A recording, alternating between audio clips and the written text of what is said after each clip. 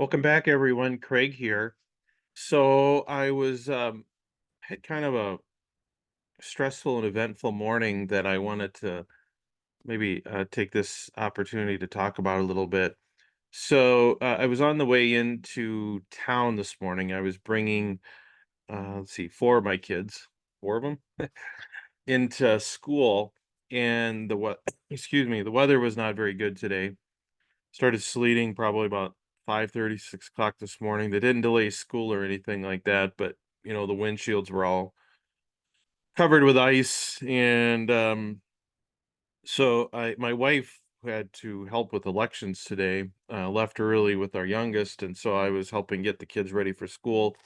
We left a little early, and, we live on a state highway, but it's pretty curvy. Even after some changes they made to like straighten it out, it's still really curvy. And we actually live right on an S curve. And then just around the road from us, there's another S curve that constantly seems to have rollover accidents or crashes. We've had multiple people over the years roll into our yard, and they used to snap the power pole off until I think they finally buried it in, so we don't have to deal with that anymore. But you know, just seemed like rollover crashes were just a regular part of our uh, sort of winter.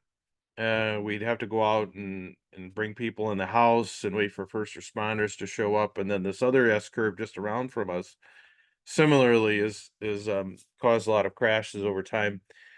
So anyway, so I get in the car and we're heading in to town, and this is like literally quarter mile from our house. I'm surprised I didn't see it happen, but we're coming along, and I see there's a vehicle on its side out in the out in a field just off. Fortunately, there's not much of a ditch there. But the vehicle was laying on its side, and I could see steam coming out of it. And there was a few cars ahead of me, and they didn't stop, and I thought that was unusual. There was no first responders. And so I thought maybe, you know how sometimes if you're especially if you're on the interstate and there might be a car down in the ditch, and what they'll do is they'll put like a green flag or something on it to let people know that they've been there, they got the people out and they're leaving the vehicle. So that was my first reaction to this vehicle laying on its side out in the field. And then I thought, "That doesn't seem right." And then all of a sudden I saw this guy crawl out of the side of the vehicle. So the driver's side was sticking up in the air, and he crawls out of this vehicle. I was like, "Oh my gosh, there's people in this car." No one has stopped. It must have just happened. And so I had the kids in the car, and so I pulled off. I kind of got well off the road. There's a field entrance on the other side of the road, and so I pulled well off. I said, "Kids, stay in the car." And so I ran across the road. I didn't know if there was other people in this vehicle. It was an SUV, and I got the guy out. And I said, "Did you call?" And the guy was now sitting on the ground. I said, "Did you call 911?" He's like, "No, I can't find my phone." I said, "Okay." So I ran back across the road, got my phone, called 911, and then I went over and I started talking to him. And this poor guy really started to get agitated. I couldn't tell if he had a head injury or something, but he was very, very worked up, and he kept trying to crawl back into this vehicle, which was kind of tippy. Like at one point, I thought it might fall back over. And so this guy was very disoriented, very emotional, and I was really concerned for his concerned for his well-being. I was a little concerned he might wander on the road and other cars could still roll over there. So I'm on the phone with the 911 lady, half listening to her, half talking to him, trying to calm him down, get some information.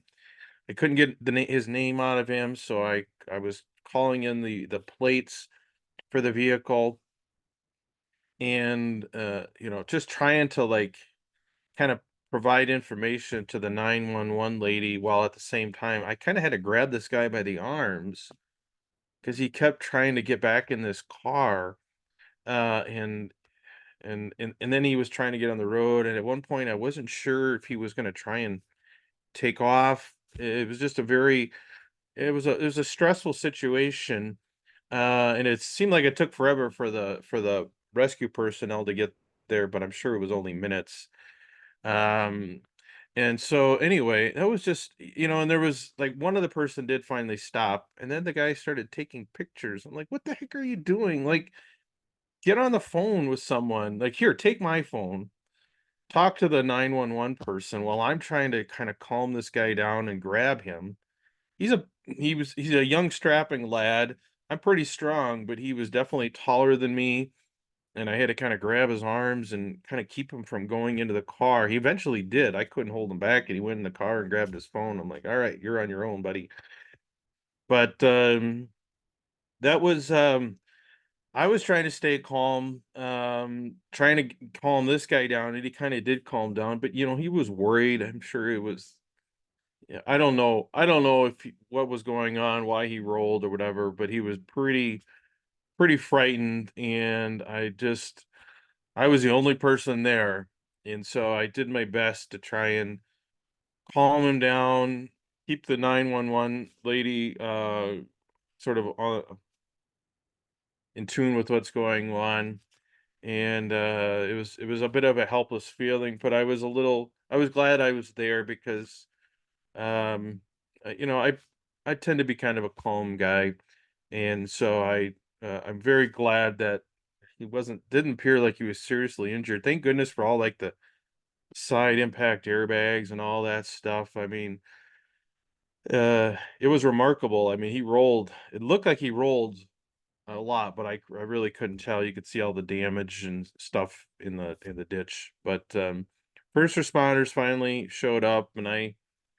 let the lady know, gave her my information, and I got the kids to school. Kids were a little late for school today, but sometimes you have to do those things. So, um, but I was surprised at how many people went by and didn't even bother to stop. And it's not a great place to stop here on this corner, but people just kept on driving. And if I had, I don't know, like if I hadn't stopped, I don't know if this guy would have wandered on the road or something. So I did what my instincts told me. I got my vehicle off the road safely, and I went over to try and help this guy.